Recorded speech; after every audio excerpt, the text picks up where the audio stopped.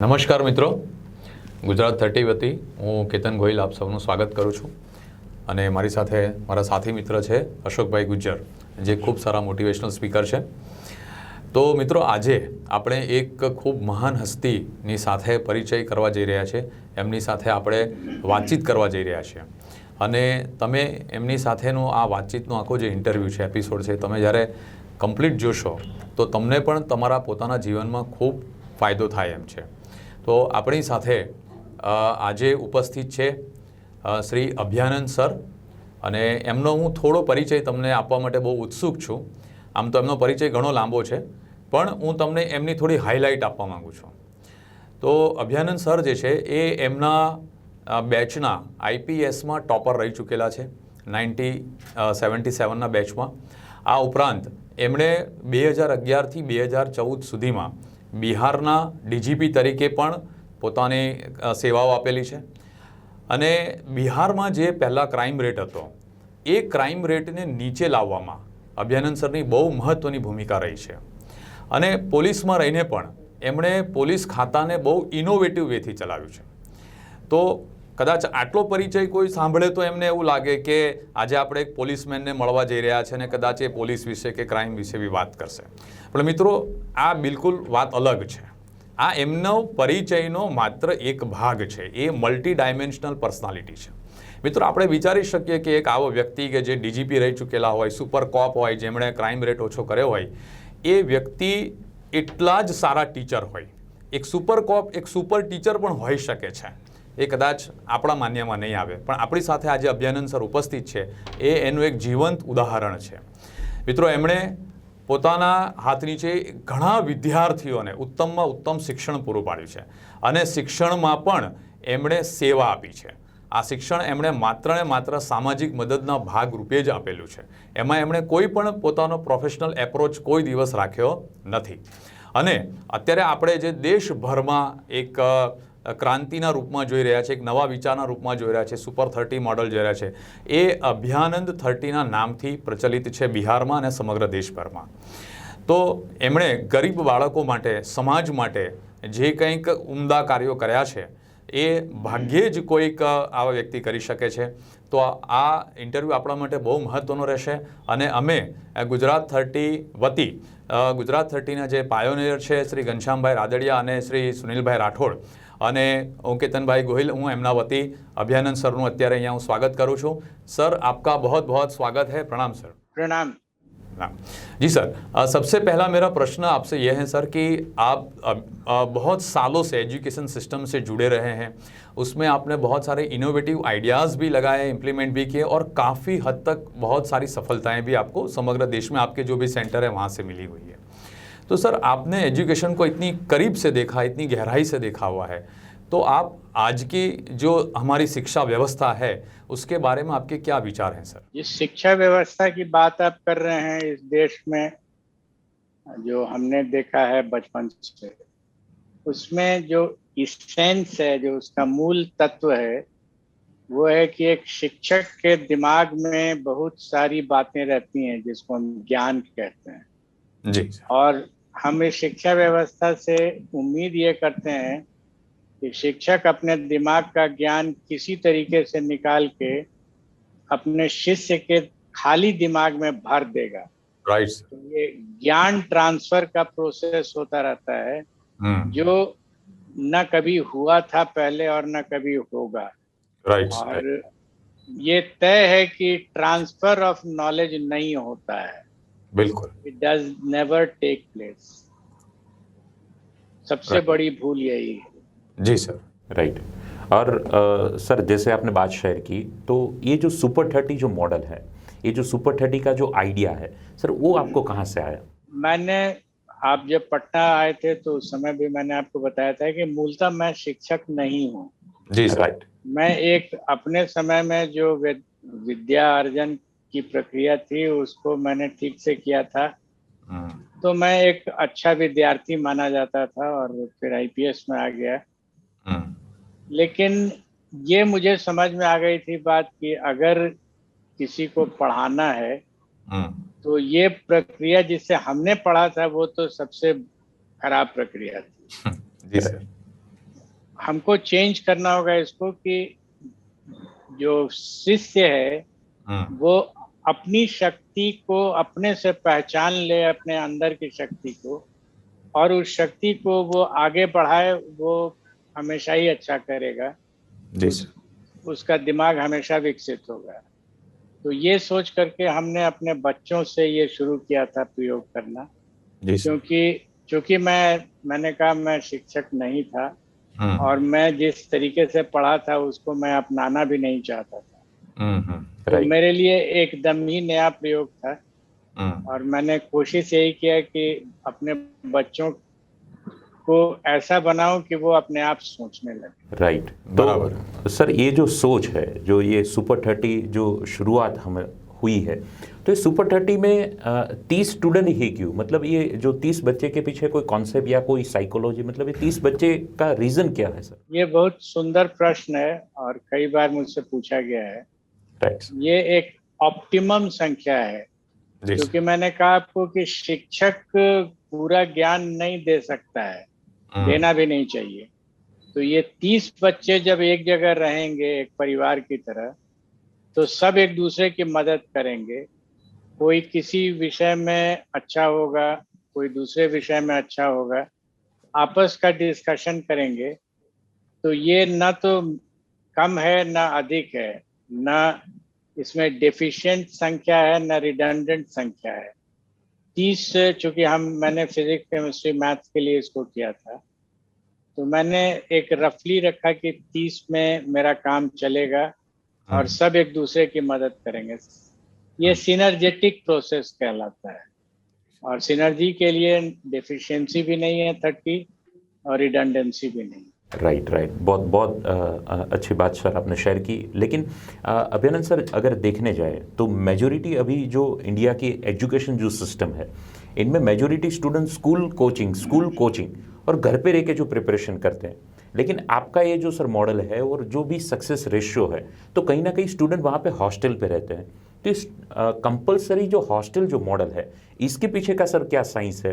मतलब स्टूडेंट जो भी है वो स्कूल और ट्यूशन जैसे पढ़ाई करना चाहे तो उससे रिजल्ट निकलना कितना पॉसिबल हो सकता है और कितना इम्पॉसिबल हो सकता है, तो इसके पीछे का सर साइंस क्या है? ऐसा नहीं है कि जो घर पे रह के पढ़ रहे हैं वो नहीं क्वालिफाई करते हैं, वो करते ही हैं। हमने जो अपना मॉडल क्रिएट किया था उसमें था गरीब बच्चे, नंबर 1, जो अफोर्ड नहीं कर सकते थे बड़े बड़े कोचिंग इंस्टीट्यूट्स में जाने।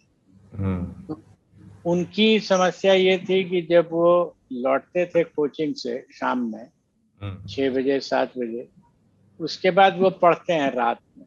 तो रात में मान लीजिए 11 बजे उनको एक समस्या आ गई, तो वो किसके पास जाएंगे वो प्रॉब्लम लेके? ना उनके बगल में कोई उनका मित्र है, ना टीचर उनको मिलने वाले हैं। अब अगले दिन टीचर मिलेंगे तो वो एक अपने क्लास में आगे बढ़ जाएंगे। तो मैंने देखा कि अगर हम मित्रों को अगर एक साथ रख दें जो एक लेवल के हैं फिजिक्स केमिस्ट्री मैथ्स में, तो उनको जो सपोर्टिव रिसोर्स की जरूरत होती है वो अगल बगल के रूम में ही मिल जाएंगे। वो एक दूसरे की मदद करके निकल जाते हैं और यही मेरा मॉडल था सुपर 30। राइट, ताकि स्टूडेंट को सपोर्ट मिल सके। बहुत बहुत अच्छी बात सर आपने शेयर की। और पीयर ग्रुप का सपोर्ट हो जो बगल में कमरे में हो। मतलब उसको रात को 11 बजे भी अगर डाउट होता है तो उसी वक्त उसका डाउट सॉल्व हो सकता है सर। जी, एग्जैक्टली। अगर डाउट नहीं सॉल्व हुआ ना उस समय, तो वो 2 दिन में तो नासूर बन जाता है। नासूर बना तो फिर अगला क्वेश्चन, अगला डाउट सॉल्व ही नहीं होगा। बिल्कुल वहीं से उसकी लिंक मतलब टूट जाएगी सर, टूट जाती है। यस। और सर ये जो सोच है जो सुपर 30 मतलब जो आपने शुरुआत की थी, तो आज वो बिहार के सिवा कौन कौन सी ऐसी जगह है जहाँ पे ये सोच अभी कार्यरत है सर? अब तो मैंने काउंटी लूज कर दिया है कि इंडिया में कहाँ कहाँ ये चल रहा है। बट अगर ऊपर से लेके नीचे तक देखें तो श्रीनगर से लेके बेंगलोर तक तो मुझे दिख रहा है। नॉर्थ ईस्ट में आसाम में कई हैं, फिर वेस्ट में भी राजस्थान में चल रहा है। तो east to west, north to south, तो लगता है करीब 35 37 जगहों पर होगा। बहुत अच्छा बहुत सर, बहुत बड़ी बात है सर। और अभी तो सर ये गुजरात में भी शुरू हो चुका है। हाँ, ये हमको लगता है ईस्ट में शायद ईस्टर्न मोस्ट एरिया होगा। जी जी जी सर। तो सर बहुत सारे स्टूडेंट जो हैं ये कॉम्पिटिटिव टेस्ट जो हैं, JEE है, नीट है, इन सब की प्रिपरेशन करते हैं और लाखों स्टूडेंट उसमें अपीयर होते हैं हर साल। लेकिन इनके साथ साथ उनके जो स्टेट बोर्ड्स होते हैं उनमें भी उनको अच्छे मार्क्स लाने होते हैं। तो सर दोनों में पढ़ाई में मूलतः डिफरेंस क्या होता है? एक स्टेट बोर्ड की पढ़ाई होती है और एक JEE की पढ़ाई होती है, तो सर इसमें डिफरेंस आप क्या देखते हैं? स्टेट बोर्ड जो मैंने आपको बताया ना कि जो हमारा एजुकेशन सिस्टम है जी सर। वो उस पर बेस्ड है, where knowledge is to be transferred. जी सर। State board mostly knowledge based examination है। राइट। अगर आप जानते हैं तो आप लिख दीजिएगा, उसमें वाई नहीं पूछते हैं, राइट। वो हाउ ज्यादा पूछेंगे। वाई का प्रोसेस नहीं रहता है, उसमें एलिमेंट कम रहता है। बिल्कुल बिल्कुल।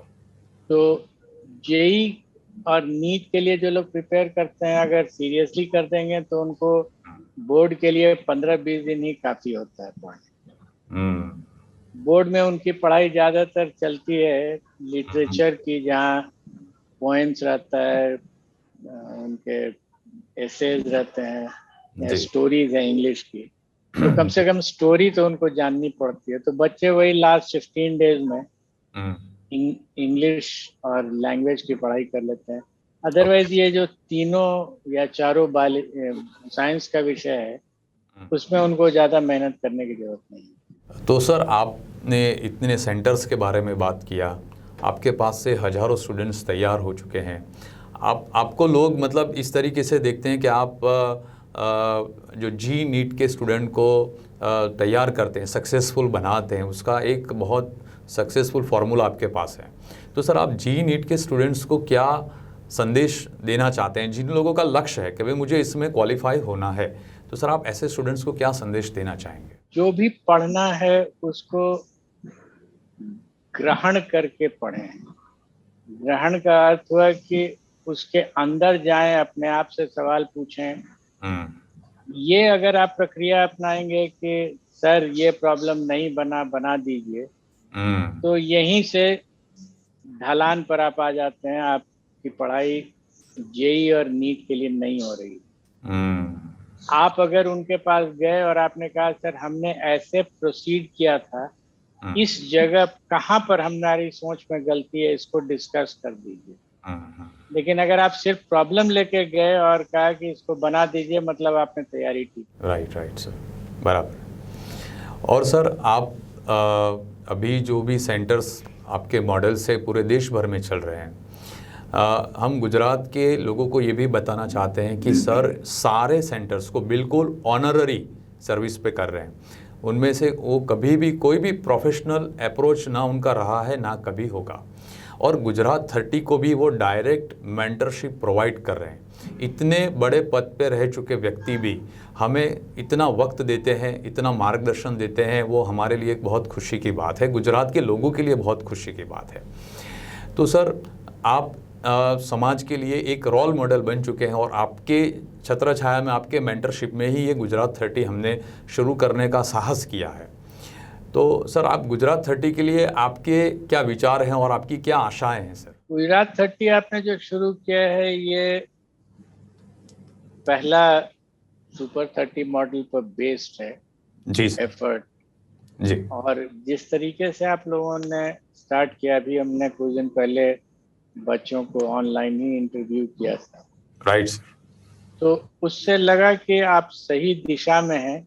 जी सर। आप इसको अगर कैरी फॉरवर्ड करें, थोड़ा रीच आउट करें इनके सुदूर इलाकों में, आपके राज्य में जो सुदूर इलाके हैं, जी जी सर, जी सर। बच्चों को अप्रोच करें, थोड़ा और अर्लियर एज में आए, 8th, 9th, 10th, थोड़ा उनमें सोचने की शक्ति डेवलप कर दें। राइट। तो ये बहुत दूरगामी प्रभाव इसका पड़ेगा। बहुत अच्छा सर। और जो मुझसे बन पड़ेगा वो मैं करूँगा जी सर। आपकी प्रक्रिया को और बेटर बनाने में। जी सर, बहुत बहुत अच्छा सर, बहुत धन्यवाद आपका। आपका आशीर्वाद, आपका मार्गदर्शन सदैव हमें मिलता रहा है और आगे भी मिलता रहेगा, जैसा आपने बताया सर। ये हमारे लिए बहुत खुशी की और बहुत गर्व की बात है। ना सिर्फ गुजरात 30 से जो जुड़े हुए लोग हैं, बल्कि पूरे गुजरात के शिक्षा जगत से जो जुड़े हुए लोग हैं, उन सबको इनका फ़ायदा मिलने वाला है सर। सर, मेरा एक आखिरी सवाल आपसे ये है, एक्चुअली ये सवाल नहीं है, लेकिन एक गुजरात के लोगों को, गुजरात के जो स्टूडेंट्स हैं, उनको गुजरात 30 के बिहाफ पे सर आप क्या मैसेज उनको देना चाहते हैं सर? गुजराती में तो मैं नहीं बोल पाऊंगा, आती नहीं है। बिल्कुल सर, आप हिंदी में ही बता दीजिए सर। आपकी भावनाएं सर बहुत अच्छी तरीके से लोग समझ रहे हैं और समझ भी लेंगे सर। बचपन से ही जब आप क्लास 1-2 में आते हैं जी सर। तो ऑब्जर्व करना सीखिए। राइट। जो टीचर्स आपको बताते हैं वो ऐसा नहीं हो कि उन्होंने आपको जो बताया आपने उसको बिना प्रश्न के ग्रहण कर लिया। आप प्रश्न कीजिए, ऐसा ही क्यों हुआ है, क्या हम जो आज हमने सीखा है और कल जो मैंने सीखा वो कहीं रिलेटेड तो नहीं है। नहीं है, बराबर है।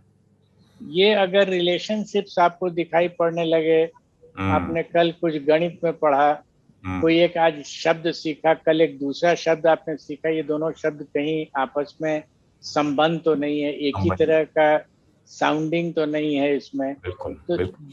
जितना क्रिएटिवली आप अपने माइंड को एक्टिव रखिएगा, उतना ही अधिक आपकी क्षमता बढ़ेगी to crack any level of examination in the world.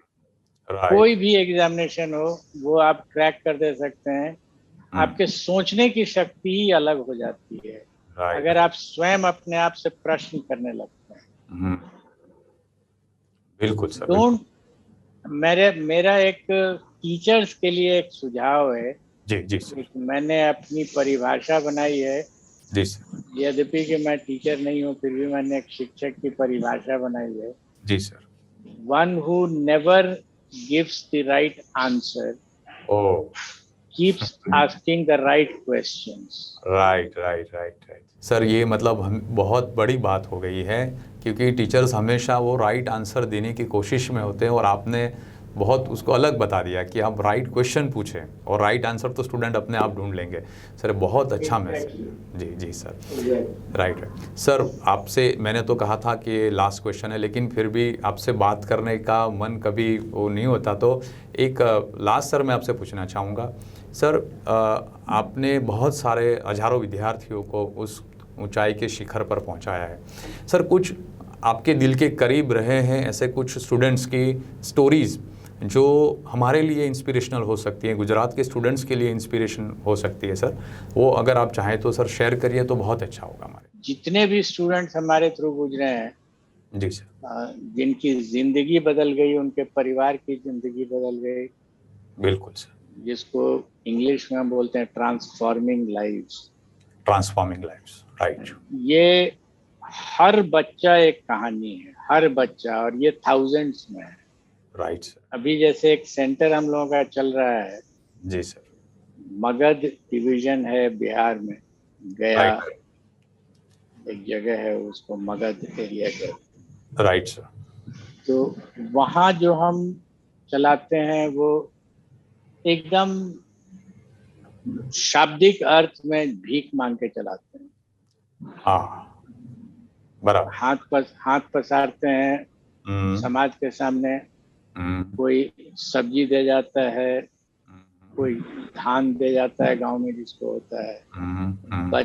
बच्चा सब खाएगा, रख लीजिए। किसी के पास गैस का सिलेंडर एजेंसी है तो सिलेंडर ही कुछ दे जाता है।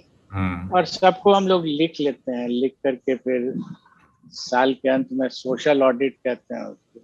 जी सर। सोशल ऑडिट करके पूरा पढ़ के सुना दिया जाता है, प्रिंटेड बांट देते हैं। राइट। किसने हमको क्या दिया और कौन बच्चे आए और वो आज कहाँ चले गए, वो बच्चे भी सामने में रहते हैं। Right right sir. अभी वो प्रतिदिन हर बच्चा एक अपना वीडियो बना रहा है 3 मिनट का, हाँ 3-4 मिनट का, और वो हमने आपको भी कुछ भेजा था जी सर। राइट। लिंक के रूप में। जी तो सर। उसमें एक बच्चे ने दिया, वो चैतन्य आर्य नाम है उसका, अच्छा। बहुत बहुत गरीब परिवार का था और नक्सल बेल्ट का है। उस एरिया में नक्सलिज्म बहुत ज्यादा है। उसने कहा कि हम जब आए थे तो सर से कुछ सवाल पूछते थे तो जवाब तो नहीं मिलता था, और ऊपर से 5 क्वेश्चन सर ही कर देते थे। तो शुरू में लगता था कि ये तो अजीब बात है, हमने सवाल पूछा तो हमको तो जवाब नहीं दिए, ऊपर से 5 सवाल कर लेते हैं। राइट। तो जब हमने उन सवालों को सोचना शुरू किया तो मेरा उत्तर मिल गया मुझे। तो वो लड़का आईआईटी दिल्ली में इंजीनियरिंग फिजिक्स किया, और उसके बाद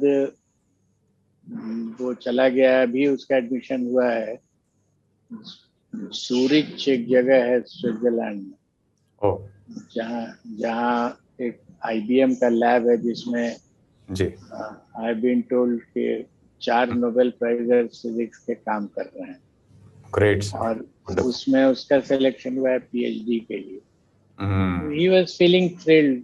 हम्म हम्म कहाँ गया जिले के एक गरीब गांव से हम्म निकला, और जूरिच में आज वो हम्म जो लोग नोबेल प्राइजर्स हैं फिजिक्स में उनके अंडर में पीएचडी कर रहा है, जी सर। और अपने बलबूते मतलब फिजिक्स की जानकारी।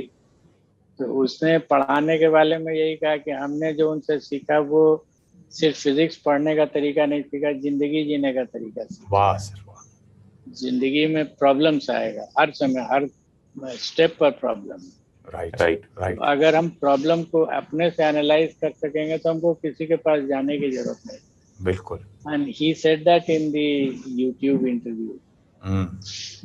तो ये हर बच्चा एक स्टोरी है, हर बच्चा एक स्टोरी है। बिल्कुल बिल्कुल सर।